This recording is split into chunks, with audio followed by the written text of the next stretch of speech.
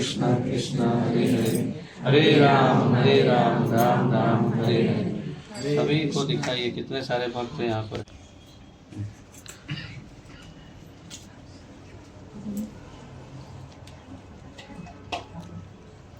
यहाँ आगे छोटे भक्त भी हैं, उनको भी दिखाएं।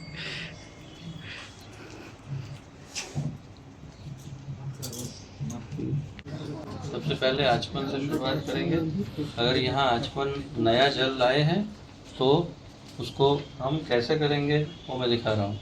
सबसे पहले अगर ये मान लो कि इसको शुद्धिकरण नहीं किया है तो आप, मैंने पहले भी सिखाया था, ये उंगली जो है उसको इस तरह से उसके अंदर रख के और फिर मंत्र जप करना है।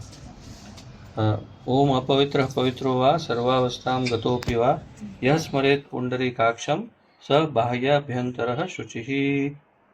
श्री विष्णु श्री विष्णु श्री विष्णु। और इसके बाद फिर और एक मंत्र भी उसके ऊपर आएगा, गंगे च यमुने चैव गोदावरी सरस्वती नर्मदे सिंधु कावेरी जलेस्मिन् सन्निधिं कुरु। मैंने अभी स्पर्श नहीं किया पूरा पानी में क्योंकि ये ऑलरेडी किया हुआ है, इसलिए थोड़ा स्पर्श किया। ये पूरा ऐसे स्पर्श करके, नाखून स्पर्श नहीं होना चाहिए जल के अंदर, ठीक है। ये हो गया शुद्धिकरण। इसी तरह से ये भी। अब यहाँ दो आचमन क्यों हैं? दो आचमन इसलिए है क्योंकि ये हमारे शुद्धिकरण का आचमन है और ये ठाकुर जी को जो भी अर्पण करते हैं, भोग या आरती, उसके शुद्धिकरण के लिए ये वाला है। तो इसलिए दो आचमन है। जब आचमन हो गया तो अब हम पहले आचमन करेंगे, फिर मुद्रा। उससे पहले मुद्रा कर लेते हैं इसके ऊपर शुद्धिकरण के लिए। तो मैंने पहले ही दिखाया था, चक्र मुद्रा, ऐसे एक बार दो बार उसके ऊपर घुमाना। इसको लेकर आरती नहीं करना है मुद्रा को। फिर शंख मुद्रा, उसके ऊपर शुद्धि हो गया, शंख मुद्रा। उसके बाद गौ मुख मुद्रा। तो ये पहले बाहर बना लेना है, इसको बाहर बना के ये हाथ ऐसे जोड़ देना है। ये ऊपर से दिखाओ, देखो ये ऐसे ऊपर से जोड़ देना है, ये अंगूठे ऐसे जोड़ दिया। ये गौमुख मुद्रा। ये जब तैयार हो गया तो उसके ऊपर ऐसे रखना, ऐसे रखना, बस ये हो गया शुद्धिकरण। और उसके बाद में ये कच्छप, कछुआ मुद्रा या मत्स्य मुद्रा, जो भी आप कहें, ये दो, एक बार और दो बार, एक और दो, ऐसे सिर्फ दो बार। और उसके बाद में अगर ये भोग होता, खाने पीने की वस्तु, तो हम ये मुद्रा करते, परंतु ये भोग नहीं है इसलिए ये मुद्रा नहीं करेंगे। अभी हम आचमन करेंगे। आचमन कैसे करना है?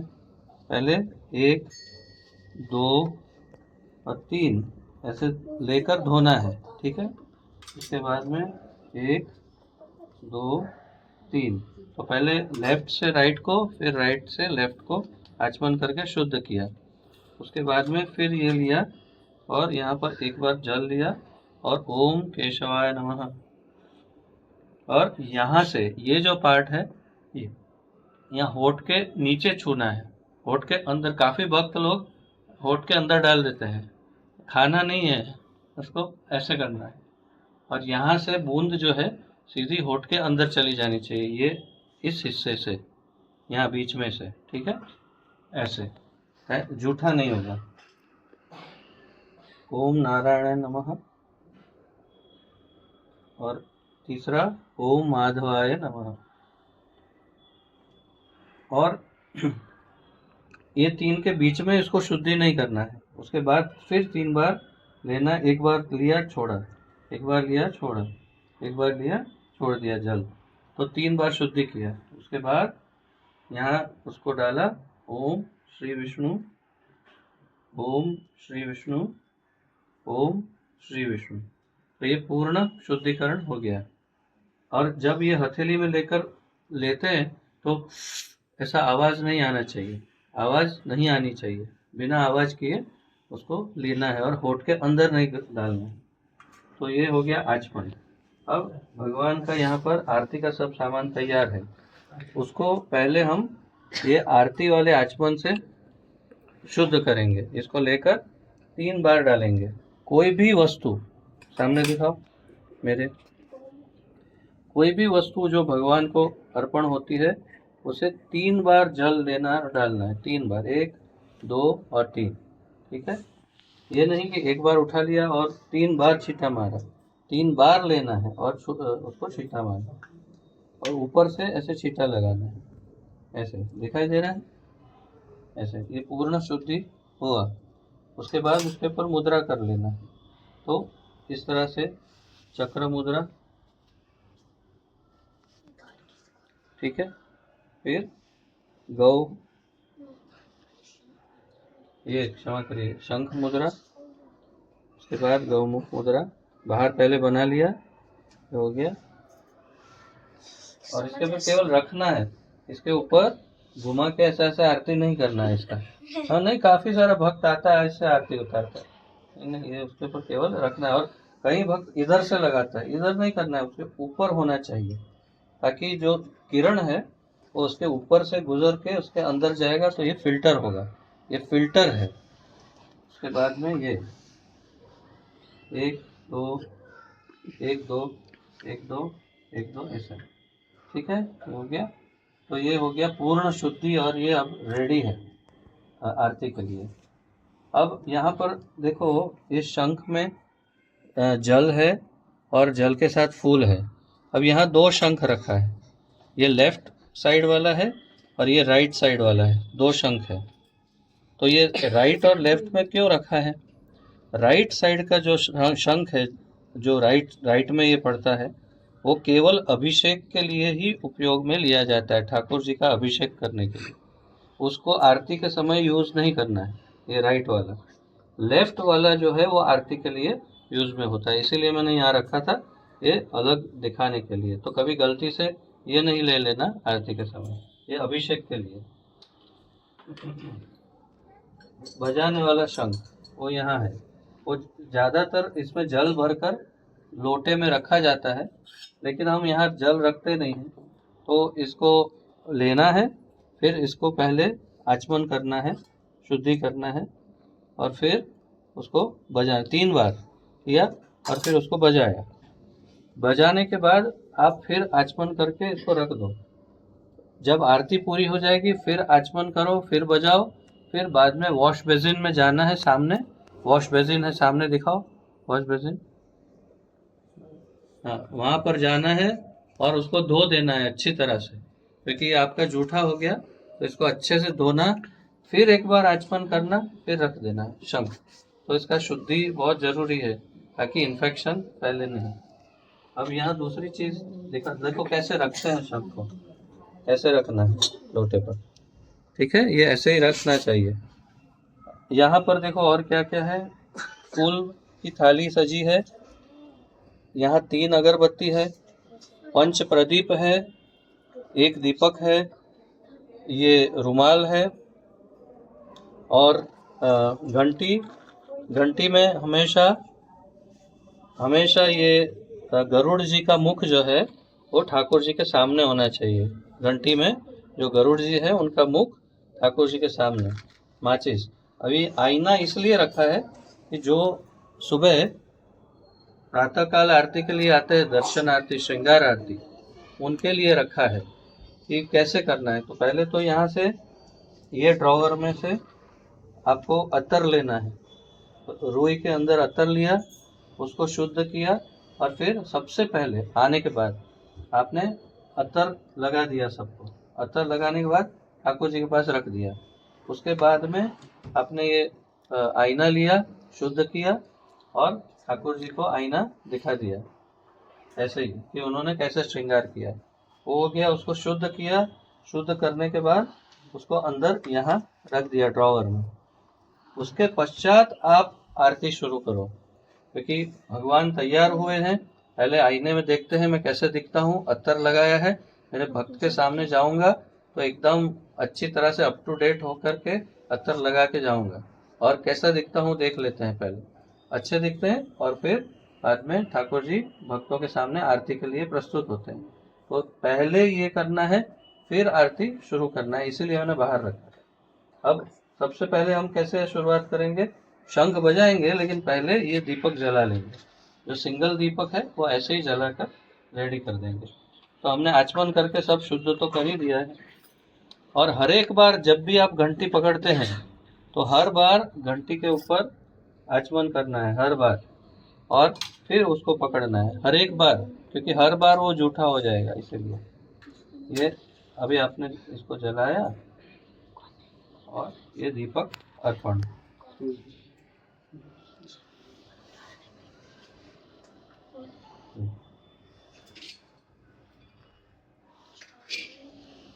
तो अभी शुरुआत करते हैं शंख से।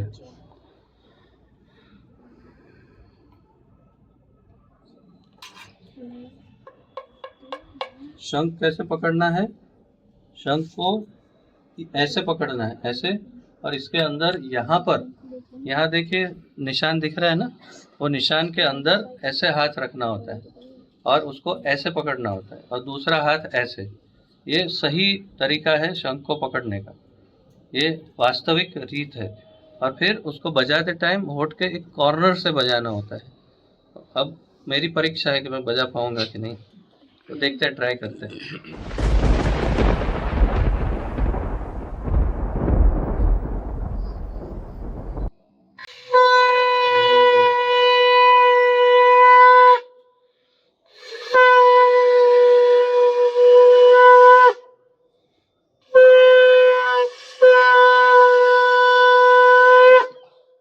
3 बार बजाना उसको, और फिर उसको फिर शुद्ध करना,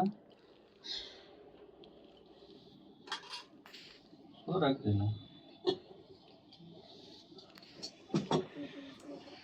अब हम आरती करेंगे, लेकिन गाएंगे तो मैं समझा नहीं पाऊंगा कि कैसे होगा, इसलिए मैं आरती करता हूँ।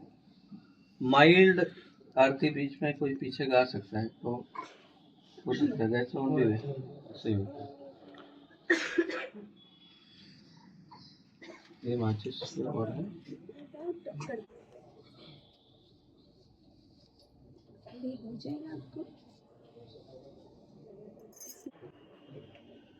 ऐसे नहीं, वो दीपक और अर्पण है ना एक तरह से, तो उसमें नहीं करेंगे तो ज्यादा है।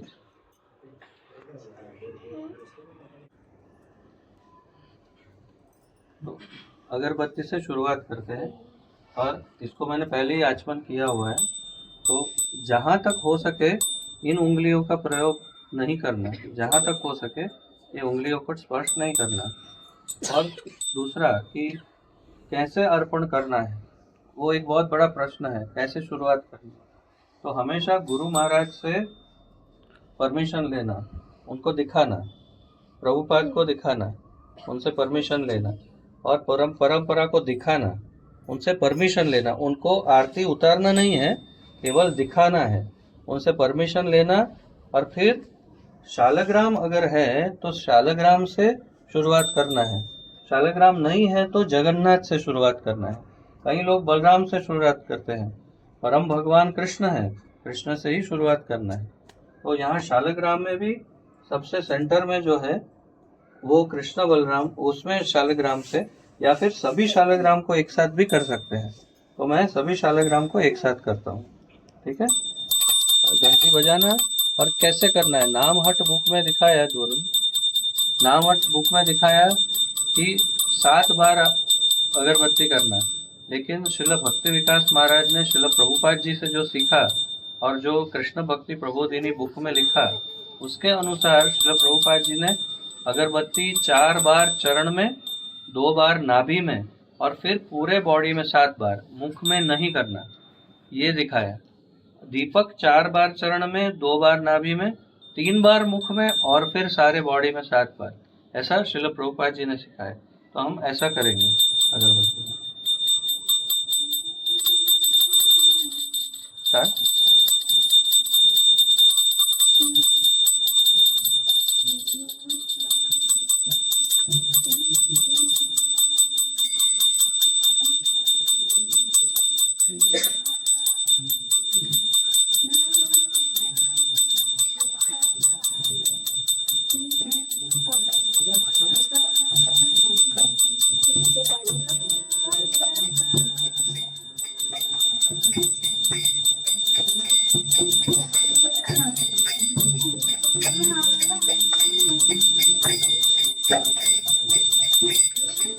सभी का ये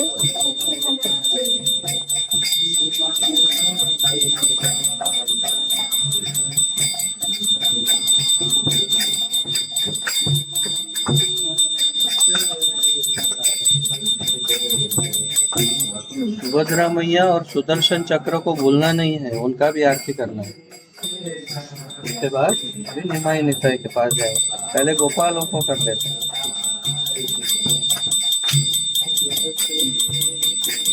फिर निमाई निताई में।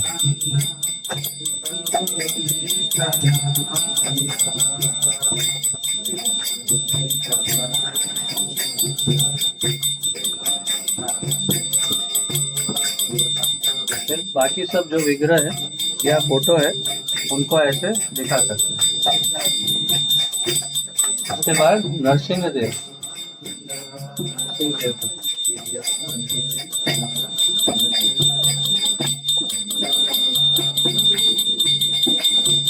नरसिंह देव का हो गया। उसके बाद में देखो आगे जो फोटो है बाहर, उनको करके ठाकुर जी के फोटो उनको दिखा के फिर वापस आके वृंदा देवी के पास आना है। वृंदा देवी को भी इसी प्रकार अर्पण करना है पूरा आरती। वृंदा देवी को अर्पण होने के बाद तुलसी महारानी,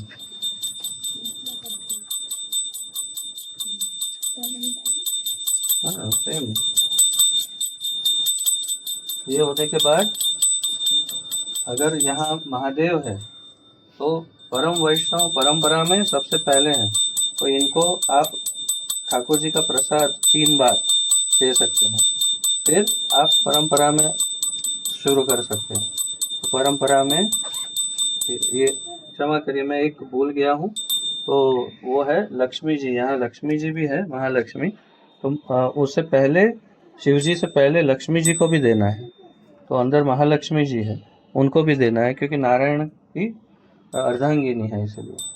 अब क्योंकि अब मैं नहीं दे सकता उनको, क्योंकि नहीं तो उनका अपमान होगा, इसलिए अब देखो यहाँ 3 बार 3 बार 3 बार पूरी परंपरा में 3 बार ऐसे करना है। एक एक को 3 बार दिया, गुरु महाराज को दे दिया, प्रभुपाद को दे दिया, तो यहाँ देने की अभी आवश्यकता नहीं है, यहाँ नहीं देना चलेगा, क्योंकि यहाँ आपने दे दिया। जब ये हो गया तो आपके ऑडियंस में जो भी सबसे सीनियर है, दीक्षित सबसे सीनियर, उनको 3 बार से शुरुआत करनी है। जैसे गुरु है या कोई सीनियर सन्यासी है या जो भी है, उनको सबसे पहले 3 बार देना। और अगर बहुत ज़्यादा लोग हैं, बहुत ज़्यादा, तो फिर पूरे को एक साथ ऐसे करके 3 बार दे देना। ये प्रसाद है, आप सबको आरती का प्रसाद प्राप्त हो गया है ठाकुर जी। और फिर उसके बाद में इसको रख देना है, और पीछे कोई भक्त होगा उसको आपको आचमन देना है इस तरह से, उनके हाथ में शुद्ध कराना है, वो शुद्ध हो जाएगा, और फिर उनका हाथ में अगरबत्ती दे देना, वो अगरबत्ती रख देंगे। फिर आपको फिर से अपने आप को शुद्ध करना, और घंटी को भी शुद्ध करना, रख दिया। और अब हम दीपक जलाएंगे, पंच प्रदीप। ये जला दिया।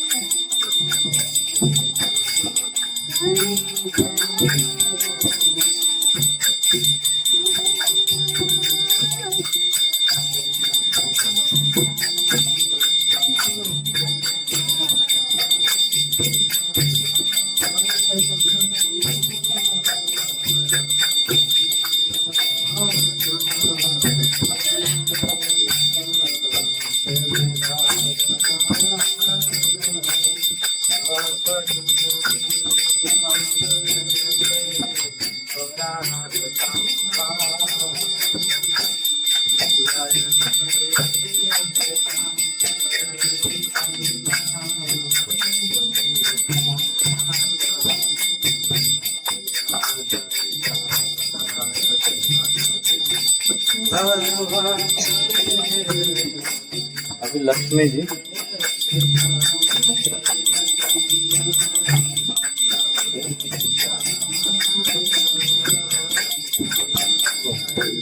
दुर्गा देवी को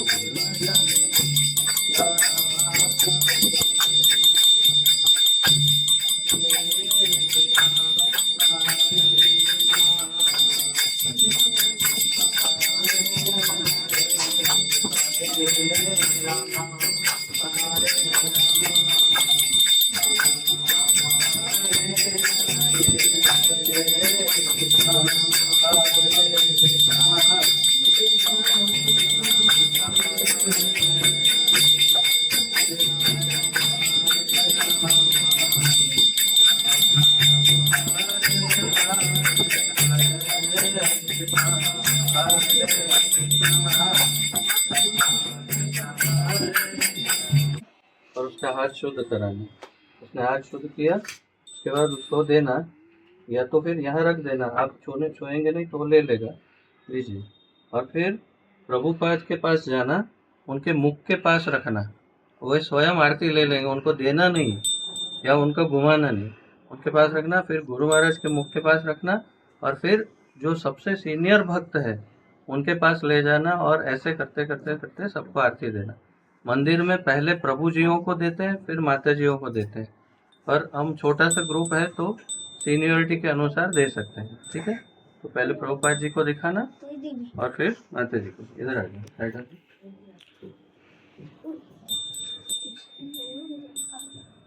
बहुत ज़्यादा नज़दीक नहीं, उनको एकदम गर्म नहीं लगना चाहिए, इतना नज़दीक। हाँ सर, शुरुआत कर सकते हैं।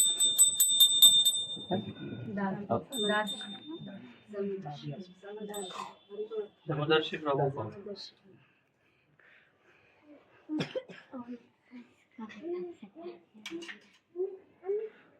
अब शंख में जो जल है उसकी बारी है, तो उसको 3 बार शुद्ध किया और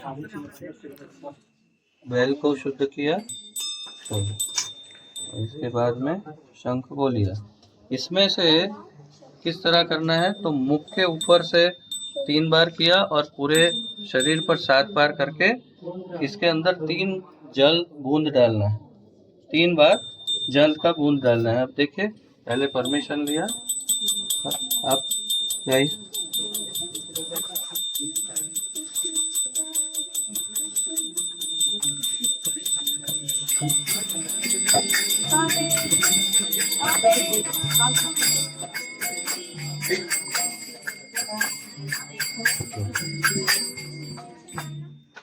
इसी में डालेंगे।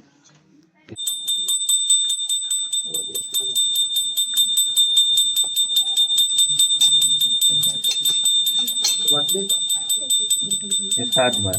ओके, 1 2 और 3 बार। 1 2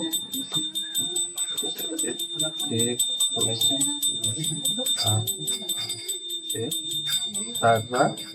ओके, 3 बार।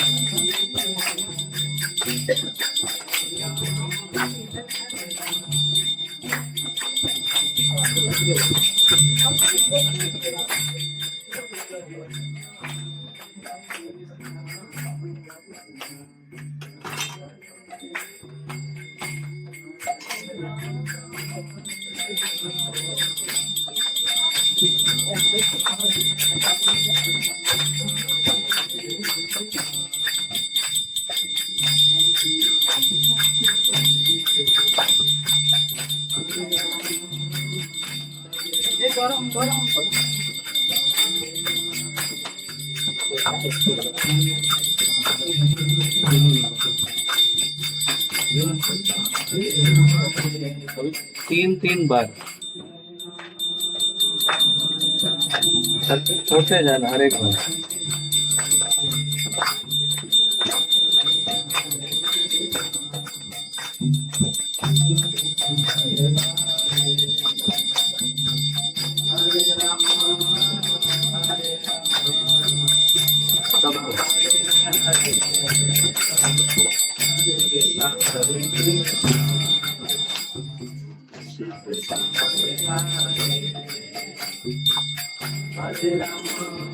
और जब आरती समाप्त हो जाए उसके बाद ये जल सबके ऊपर छिड़कना है, बीच में नहीं छिड़क। अब हम करेंगे रुमाल या, क्योंकि हमने भगवान का मुख प्रक्षालन करवाया तो अभी हम उनको वस्त्र देंगे। ये इसको ऐसे भी कहते हैं कि हम नए वस्त्र उनको अर्पण कर रहे हैं, ऐसे भी कहते हैं कि मुख पोंछते भी हैं। दोनों मान्यताएं हैं, लेकिन मैंने जो पढ़ा है उसके अनुसार नए वस्त्र हम उनको अर्पण करते हैं, उसका ये प्रतीक है। तो उसको कैसे पकड़ते हैं, ये उंगली जो है उसको बीच में रखते हैं ऐसे, ये त्रिकोण के ऊपर ऐसे इस तरह, और ये दोनों उंगलियों से उसे ऐसे टाइट करते हैं और इस तरह से उसे अर्पण किया जाता है ये। तो अब हम शुरुआत करेंगे ऐसे ही। और ये कैसे करना है, 7 बार पूरा बॉडी में कर सकते हैं। नामवट में क्या लिखा है, ये कैसे करना, ये 7 बार। ठीक, या परमिशन आप लोग गए।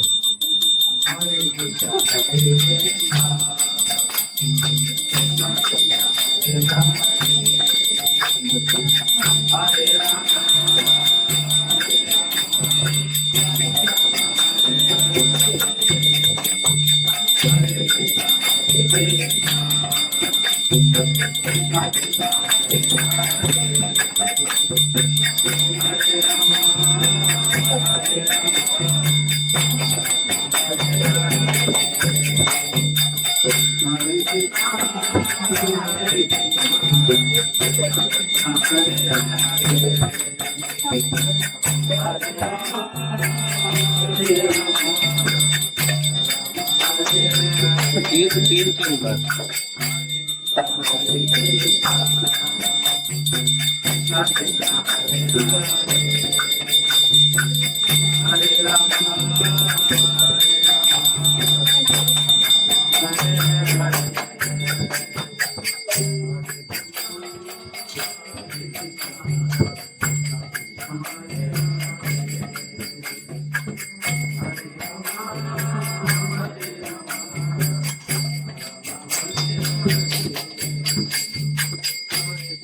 अभी फूल का विशेष, फूल जब अर्पण करते हैं तो उसमें भी 2-3 मान्यता है, लेकिन चरण में 4 बार और पूरे बॉडी में 7 बार।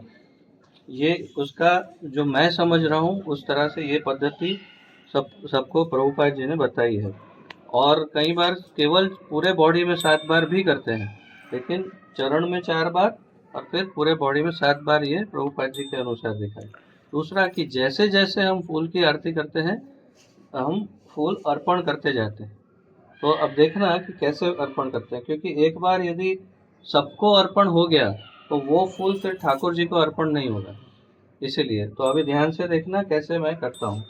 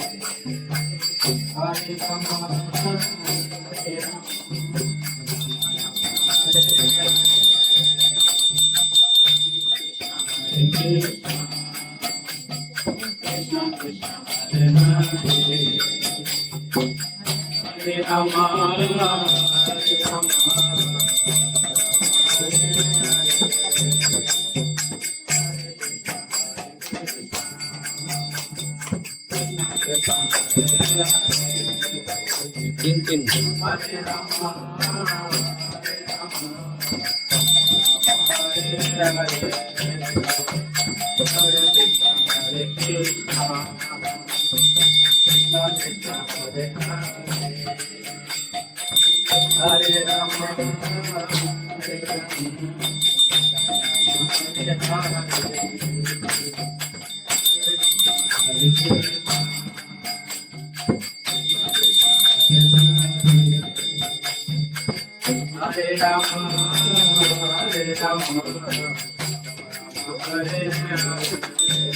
ये फूल बाहर आ जाएंगे, उसके बाद में अंदर नहीं चढ़ेंगे। तो ये आप सबको हम अर्पण कर रहे हैं प्रसाद ठाकुर जी को। ये हो गया।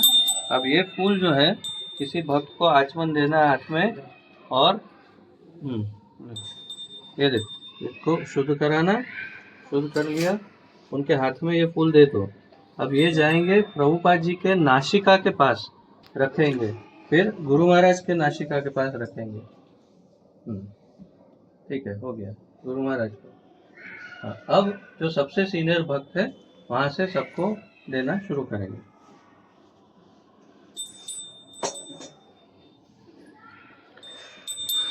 ओके, अभी यहाँ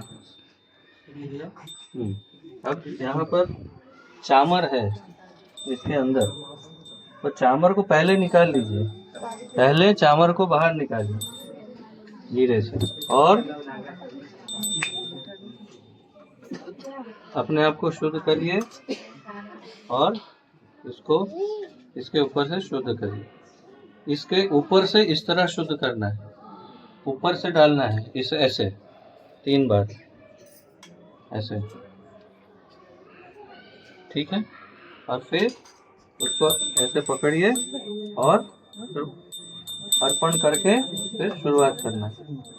तो गुरु महाराज से पहले परमिशन लेकर, परंपरा से परमिशन लेकर फिर, और उसके लिए थोड़ा पीछे चले जाना पड़ेगा क्योंकि बड़ा चामर है, तो थोड़ा पीछे जाकर और पूरा हाथ नीचे से, इधर लिखा हुआ, पूरा हाथ नीचे से फिर पूरा ऊपर तक जाना चाहिए ऐसे, ठीक है। कैसे करते हैं देखो, ये ऐसे और फिर ऐसे, ये एक, ये 2, इसको थोड़ा थोड़ा घुमाते जाना ऐसे 7 बार, 3 4, देखो कैसे घूम रहा है, 5 6 7, ये 7 बार हो गया। अब फिर हम जगन्नाथ का, तो ये ऐसे थोड़ा जल्दी करना है तो थोड़ा कम हाथ भी ऐसे करते हैं।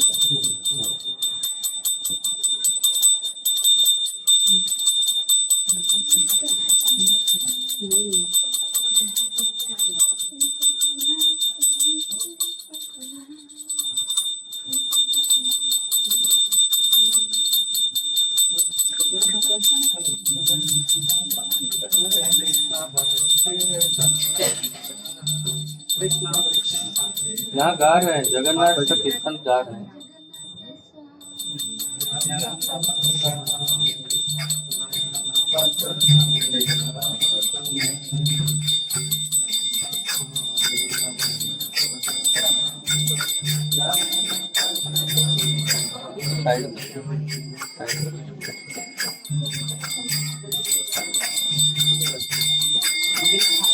सुदर्शन को भूलना नहीं कभी, हर बार सुदर्शन का भी आरती होना चाहिए।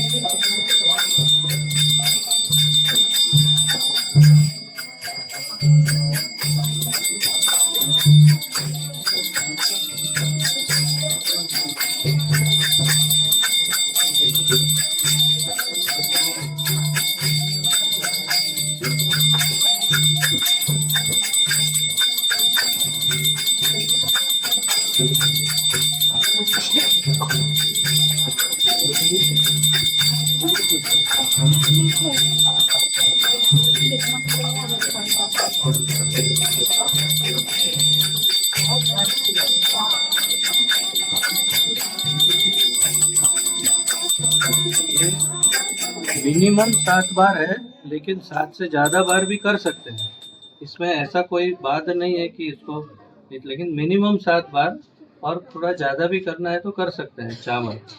और वैसा ही मयूरपंख का है, लेकिन अभी ठंडी की सीज़न है इसलिए हम मयूरपंख नहीं लगाते। मयूरपंख इस तरफ है, इस खाना में, इधर मयूरपंख ये, तो इसको हम चामर के बाद लगाते हैं, वो भी इसी तरह 7 बार, लेकिन गर्मियों में। परंपरा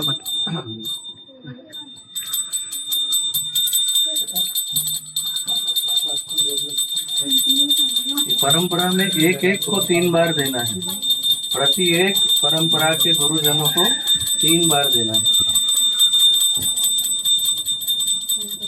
और सबका हो जाए उसके बाद सबको 3 बार, यानी या कोई सीनियर हो तो उससे शुरुआत करना है, और 3 बार सबको देना है। यहाँ पर जो भी उपस्थित है सबको प्रसाद प्राप्त होना चाहिए।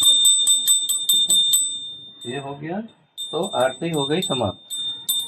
उसके बाद क्या करना है, फिर से इसको 3 बार शुद्ध किया, ये शुद्ध हो गया ऊपर से इस तरह से, और फिर उससे वापस हो।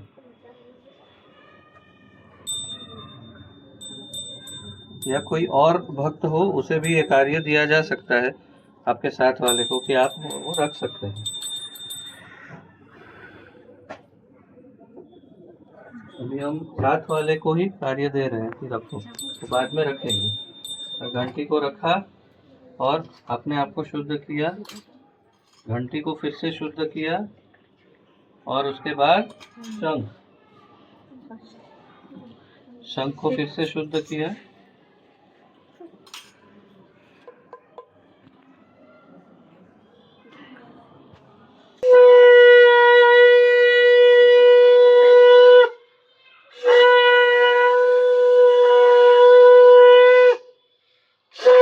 आदत अलग होती है, इसलिए इसको इससे नहीं करना, ये अपने लिए। और अभी किसी भक्त को भेज सकते हैं धोने के लिए, अथवा हम स्वयं वॉश बेसिन में जाके इसको धो सकते हैं। वो अच्छे से शुद्ध करेंगे, फिर उसको वापस करेंगे। तो ये आरती हुई समाप्त। अब लेना है शंख का जल। ये जल लेकर के, ऐसे तो हम प्रभुपाद जी और गुरु महाराज को अर्पण करना चाहिए, लेकिन मंदिरों में ये इसका कोई रिवाज नहीं है। मंदिर में कभी प्रभुपाद को चीता देते नहीं है, और यहाँ हम देना शुरू करेंगे तो ये धीरे धीरे दीवार पूरा अलग बन जाएगा, क्योंकि हाँ रोज अगर चीटा मारेंगे, इसलिए अभी हम सीधा डायरेक्ट भक्तों के ऊपर ही चीटा इसका करेंगे। तो सबसे सीनियर भक्त से शुरुआत करना चाहिए और फिर सबके ऊपर इसका चीटा मारना चाहिए। ऐसे इस तरह से मारते हैं चीटा, ऐसे ऐसे ये लेकर ऐसा, ये इसका सही तरीका है। ऐसा पत्थर मारते हुए ऐसा नहीं करना, नहीं तो हरी हरी बोल। सबको आया? हरी बोल।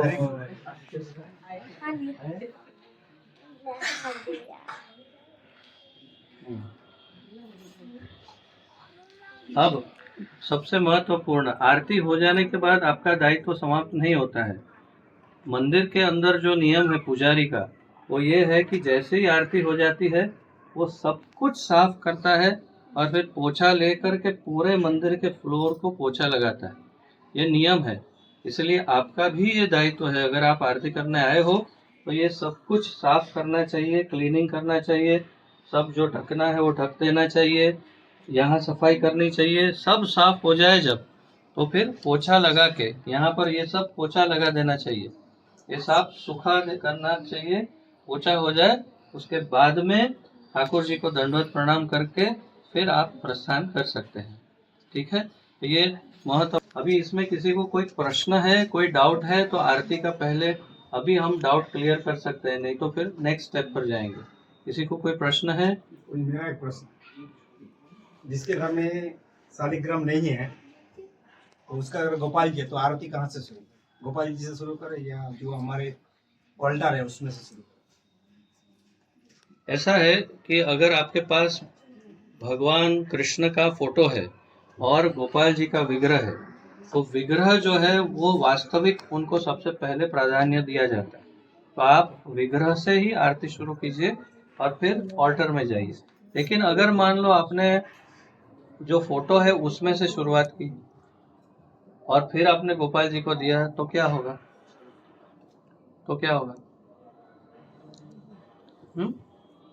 तो भी कुछ नहीं होगा, तो भी, क्योंकि वो भी परम भगवान ही है। क्योंकि भगवान के जितने प्रकार के स्वरूपों का वर्णन है शास्त्र में, जिसकी हमें पूजा करने की अनुमति है, उसमें एक है चित्र स्वरूप, एक है धातु स्वरूप, एक है लकड़ी स्वरूप, एक है मिट्टी स्वरूप, एक है पत्थर स्वरूप। इस तरह से जो जो उनके रूप है उसमें से एक चित्र स्वरूप है।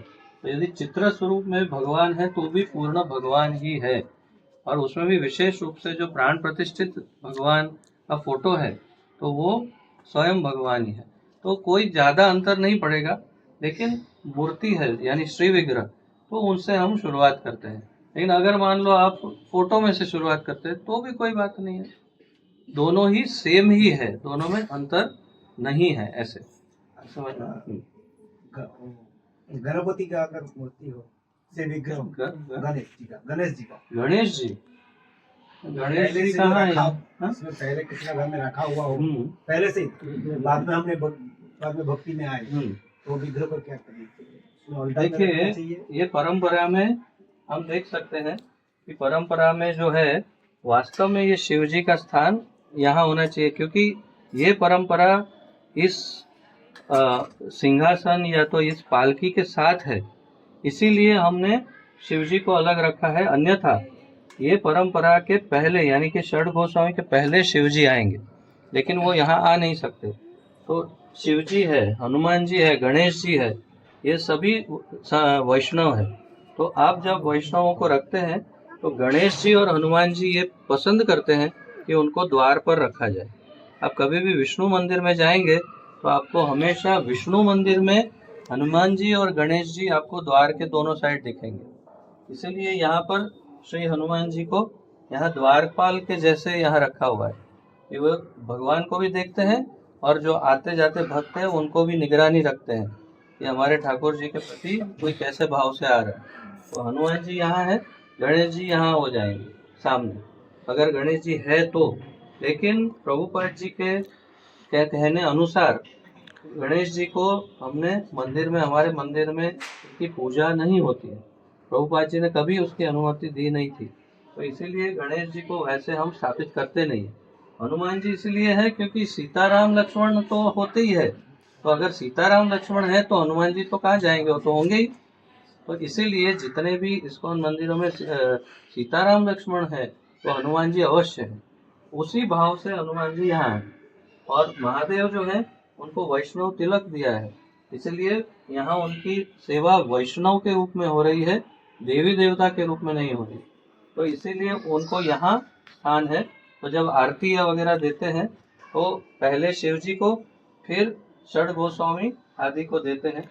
और ऐसे तो हनुमान जी इनमें से कुछ कुछ से शायद सीनियर ही होंगे, लेकिन फिर भी हम अंत में हनुमान जी को भी प्रसाद आरती देते हैं और फिर सब। और बल्कि ऐसा भी हुआ है इस्कॉन में कि किसी ने ऑल्टर में रख दिया गणेश जी को, तो सीनियर सन्यासियों ने, जीबीसी ने उनको वहां से निकलवाया भी है गणेश जी को, ये भी हुआ। तो ऐसा ये नियम है कि उनकी हम सेवा नहीं। हाँ, आप देवी देवताओं का अलग ऑल्टर बना करके घर में रखा है, जैसे कोई आपके माता पिता कोई मानते हैं, उनको रखना ही है, तो आप इन सब का प्रसाद उनको दे सकते हैं। जैसे देवी है कोई, दुर्गा है या गणेश जी है आदि है, तो उनको इनका प्रसाद दे सकते हैं, लेकिन ऑल्टर में नहीं रख सकते। यहाँ पर महालक्ष्मी जी को रखा है इसलिए क्योंकि महालक्ष्मी और नारायण तो लक्ष्मी नारायण, तो इसीलिए महालक्ष्मी जी को यहाँ रखा है अंदर ऑल्टर में। लेकिन अन्य कोई देवियाँ होंगी तो इनको यहाँ नहीं रख सकते हैं। ये स्पष्ट है? Good question. और कोई प्रश्न? तो ये अगर जो प्रसाद के बाद तो परम्परा वहाँ पे भोग लगाने के बाद वो प्रसाद दे सकते हो, मतलब गुरु महाराज अगर वहाँ प्रसाद देखो, लगाने- नियम अनुसार 2 बार भोग लगाना चाहिए। एक बार भोग लग गया, मैं अभी अभी कुछ समय पहले ही वृंदावन में एक मेरे परम मित्र है जो बहुत सालों से पुजारी है, उनसे मैंने इस बात को जाना कि 2 बार भोग लग जाता है। एक बार भोग लग गया ठाकुर जी को, फिर आप अंदर गए ऑल्टर में, फिर गुरु परंपरा को बोला कि अब ये प्रसाद लीजिए, फिर बाहर आ गए, फिर आप अंदर गए और फिर आपने भोग निकाला। क्योंकि पहले ठाकुर जी को भोग लगा और फिर वो जो बचा वो प्रसाद आपने परंपरा को दिया, फिर आप अपने लिए निकालो, ऐसा। लेकिन हम क्या करते हैं, हम ठाकुर जी को भोग लगाते हैं, फिर उसी टाइम उनको निवेदन करते हैं कि आपके बाद ये प्रसाद इनको दे देना। मतलब हम शॉर्टकट में समाप्त करते हैं। एक ही बार भोग लगता है और अलग से भोग हम गुरु परंपरा को नहीं लगाते। लेकिन वास्तव में अगर नियम पालन करना है तो 2 बार लगाना चाहिए। क्योंकि भगवान की प्रसाद तब दे सकते हैं ना हम देवी देवता के। हाँ, तब फिर यहाँ से जैसे ही ऑल्टर से निकल गया, यानी परंपरा ने भी लिया, वो भी आप देवी देवता को दे सकते हैं, क्योंकि ये सारे वैष्णव जो है देवी देवताओं से कहीं ज्यादा ऊपर है। वो देवी देवताओं से बहुत ज्यादा ऊपर है ये वैष्णव। भगवान की नित्य लीला में है ये सब, और देवी देवताओं का नंबर लगेगा कि नहीं मालूम नहीं, क्योंकि ये तो नित्य लीला में प्रविष्ट है सब, इसीलिए। ठीक है।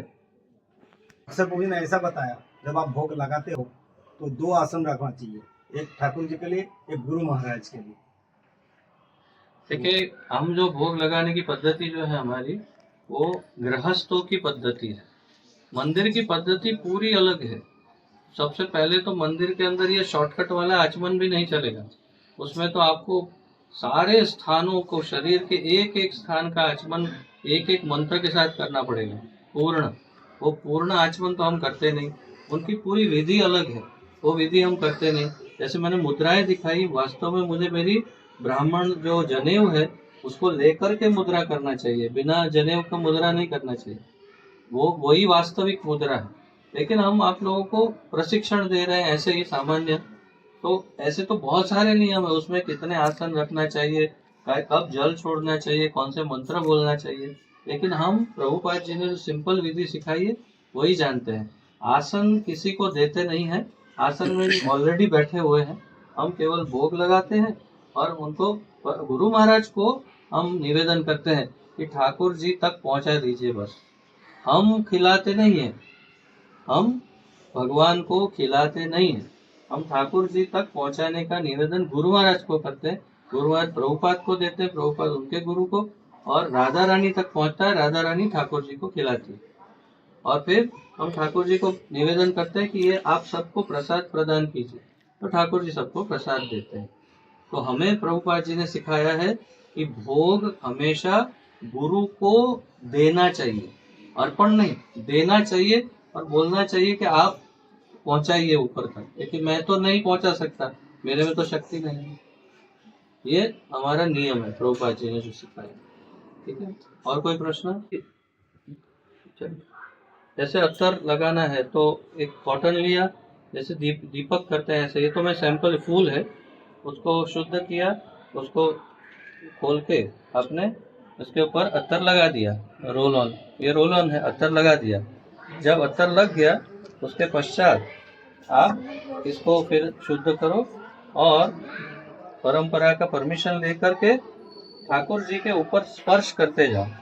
एक एक बार ऐसे ऐसे ऐसे स्पर्श करना है। यहाँ जगन्नाथ जी इनके वस्त्रों पे स्पर्श करना, केवल स्पर्श करना है, ऐसा उसका पेंटिंग नहीं करना है, केवल स्पर्श करना है। और सभी को स्पर्श करते करते करते करते परंपरा को दिखाएंगे तो ऑल्टर में नहीं रख सकते, तो आपको ले लेना होगा। लेकिन अगर अंदर ही रखना है तो परंपरा को नहीं दिखाना है, अंदर रखते हैं। अगर अंदर रखना है तो परंपरा को नहीं देना है, ये है नियम। ठीक है। जब आरती हम देंगे तब वरिष्ठ भक्त से पहले पुजारी तो आरती, पुजारी को कब देंगे आप, ये क्वेश्चन। गृहस्थों के लिए तो अगर हम घर में कर रहे हैं ना, तो आरती लेकर के उसके पास लेके आ सकते हैं, वो आरती करते करते ऐसे उसके ऊपर वो ले सकते हैं आरती, तो ये गृहस्थों का है। लेकिन अन्यथा मंदिर में देखे तो पुजारी का नंबर कभी नहीं लगता है, क्योंकि उसने सबको दे दिया है। केवल जल जो है वो सबको देने के बाद अंत में जो थोड़ा सा जल बचा है वो अपने ऊपर डाल लेता है बस। उसके अलावा उसको कुछ, या तो फिर बाद में फूल लेगा कुछ ले, लेकिन आरती उसको मिलता नहीं है पुजारी को। इन घर में अगर कोई कर रहा है तो सबसे पहले उनको दे सकते हैं, तो वो ऐसे करके उनको ले लेंगे। लेकिन उसमें क्या है कि वो ले लेंगे तो वो एक तरह से प्रसाद ले लिया ना, तो फिर कैसे करेंगे आरती, ये होता है इसीलिए। लेकिन घर में ले सकते, घर में ठीक है। ठीक है, और कोई प्रश्न है? जैसे यहाँ से अनेक शालिग्राम है तो उनको साथ में आरती कर सकते हैं कि एक एक? बहुत अच्छा प्रश्न है। जैसे मैंने शुरुआत में ही बताया था कि क्योंकि यहाँ पर 10 से अधिक शालिग्राम और द्वारका शिला सब है, तो हम एक साथ ही सबका आरती करेंगे। क्योंकि एक एक का आरती करेंगे तो कल सुबह तक आरती चलता ही जाएगा, तो इतना सारा एक एक छोटा छोटा छोटा छोटा करेंगे, इसलिए तो जिसको यानी समय है वो एक एक का करेगा तो बहुत अच्छा है। हमारे वहाँ पर वृंदावन में हम इतने ज़्यादा आरती नहीं करते, क्योंकि हम सुबह से मॉर्निंग प्रोग्राम पूरा अटेंड करते हैं मंदिर में, और संध्या आरती केवल होता है। तो अगर समय है तो एक एक को करते हैं, क्योंकि हमारा एक एक के साथ रिश्ता है, तो एक एक को हम पर्सनली अर्पण करते हैं। लेकिन अगर इतना बड़ा ऑल्टर है, इतने सारे हैं ठाकुर, तो आप एक साथ सभी शालिग्राम को दिखा सकते हैं। और कई बार मैंने देखा है कि कुछ लोग सबसे पहले शुरुआत करते हैं 7 बार गोल घुमा देते हैं पूरे जगन्नाथ का, उसके बाद में अंदर जाते हैं। तो ये हो गया, एक बार सबका घूम गया तो फिर अंदर नहीं जाएगा, इसलिए। और 7 बार एक साथ सबको घुमाने की जरूरत नहीं है आपने। अच्छा, अभी जैसे राधा कृष्ण है, मान लो आपके मेन ऑल्टर में राधा श्याम सुंदर है या राधा माधव है, तो आप पहले श्याम सुंदर का या माधव का करिए और फिर राधा रानी का करिए। उसके बाद में दोनों का एक साथ करना है तो करिए भी, नहीं तो नहीं करेंगे तो हो ही गया है दोनों। तो इसलिए इस प्रकार का नियम है कि इस तरह से क्रम में करना चाहिए। वही सिस्टम परम भगवान कृष्ण है, कृष्ण सबसे पहले अधिकारी है हर एक वस्तु का भोग करने के लिए, इसलिए आरती हो, भोग हो, जो भी है तो शुरुआत हमेशा कृष्ण से होती है और फिर राधा रानी से, फिर धीरे धीरे क्रम में नीचे जाना है इस तरह से। फिर आपके ऑल्टर में कौन है उसके ऊपर डिपेंड करता है। तो जैसे हमारे ऑल्टर में राधा श्याम सुंदर मेन यहाँ विग्रह के रूप में नहीं है, या तो बहुत बड़ा फोटो नहीं है, छोटे छोटे फोटो है, तो हमने मुख्य जगन्नाथ बलदेव सुभद्रा को माना, निमाई निताई को माना है, तो हमने उनका किया।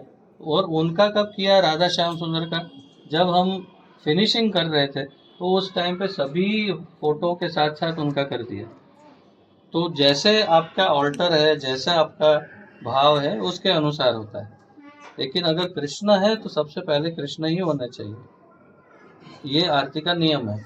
और मंदिर में क्या है, तो हर एक का एक अलग पुजारी है, इसलिए वो प्रश्न ही नहीं है कौन पहला कौन दूसरा। लेकिन तो जब भी हम आरती करते हैं उस समय सबसे मुख्य बात ये ध्यान रखना कि अगर आपके ऑल्टर में राधा कृष्ण है, राधा श्याम सुंदर, राधा माधव या कोई भी जो राधा कृष्ण स्वरूप में, फोटो स्वरूप में, तो कृष्ण की आरती के बाद राधा रानी की आरती करना है।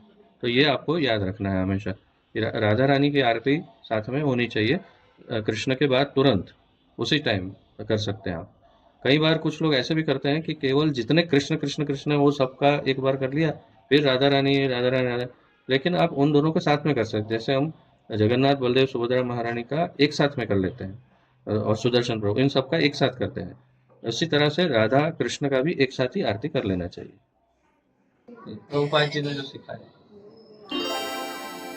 थोड़ा सफाई कर रहे हैं यहाँ पर।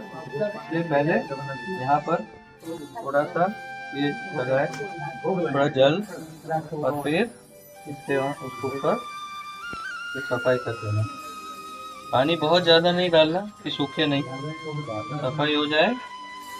उसके बाद में पूरा सफाई करना है, मैं थोड़ा छोटा दिखा रहा हूँ।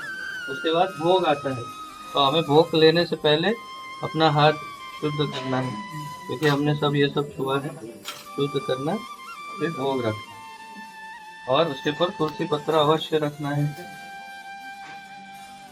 तुलसी पत्र लिया तो शुद्ध किया,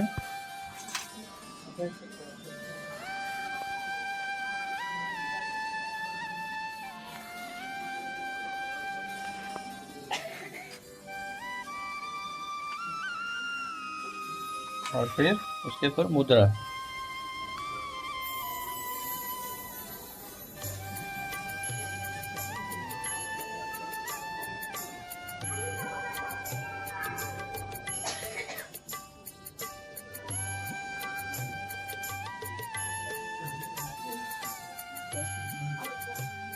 ये ऐसे ही करना है। कई भक्त इस मुद्रा को ऐसे करते हैं, तो कुछ उखाड़ना नहीं, कुछ खोदना नहीं, उनको निमंत्रण देना है, आह्वान करना है कि पधारिए और भोग लीजिए। अब क्या करना है, आपको केवल गुरु महाराज को निवेदन करना है कि हे गुरु महाराज, कृपया ये ठाकुर जी तक ये भोग पहुंचाइए, और हे ठाकुर जी ये प्रसाद सभी को बाद में प्रदान कीजिएगा, इस प्रकार। और फिर आप इसका पर्दा बंद कीजिए ऑल्टर का,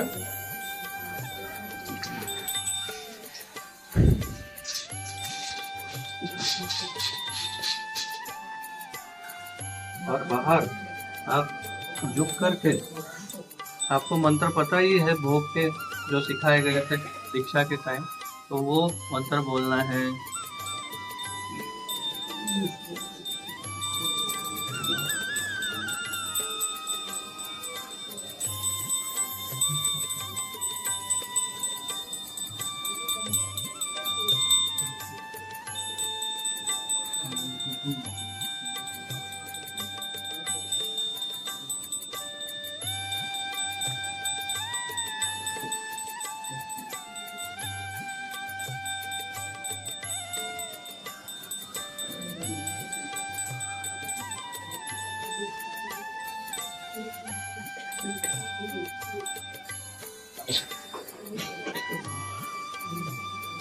और आप एक माला जप कर सकते हैं, उतनी देर में ठाकुर जी भोग ले लेंगे। अगर पूरा थाल है, भोजन है, तो 2 माला जप करिए, उतना समय चाहिए भगवान को खाने के लिए। अभी थोड़ा सा है तो 1 माला में हो जाएगा। हरे कृष्ण। ताली बजाइए और घंटी है तो घंटी बजाइए,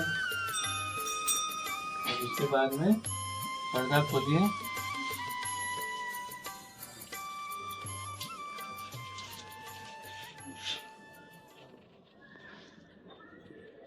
ये घंटी बाहर थी तो ये भी बजा सकते थे पहले, और इसको भी शुद्ध करना है फिर। और फिर यहाँ पर जो रखा है भोग, उसको आप ये आचमन लेकर के इसके ऊपर ऐसे घुमाइए और इसमें छोड़ दीजिए, इस पात्र में छोड़ दीजिए, ठीक है। और फिर आप ये इसको लीजिए और सबको दिखाते हुए सबका मुख प्रक्षालन करवाइए, एक ऐसे।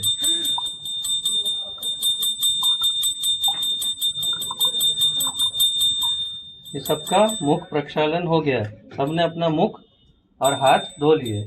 फिर यहाँ रुमाल पड़ा है, देखिए कोने में, उसको आपने पवित्र किया 3 बार, और फिर ये रुमाल लेकर के सबका मुख पोंछना है। जो सबको भोग दिया तो सबका मुख आप पोंछ सकते हैं, ऐसे ही घुमा करके पोंछ सकते हैं, उसमें बहुत ज़्यादा डिटेल नहीं जाएंगे तो चलेगा। और फिर उसे वापस शुद्ध करके यहाँ रख देना है कोने में।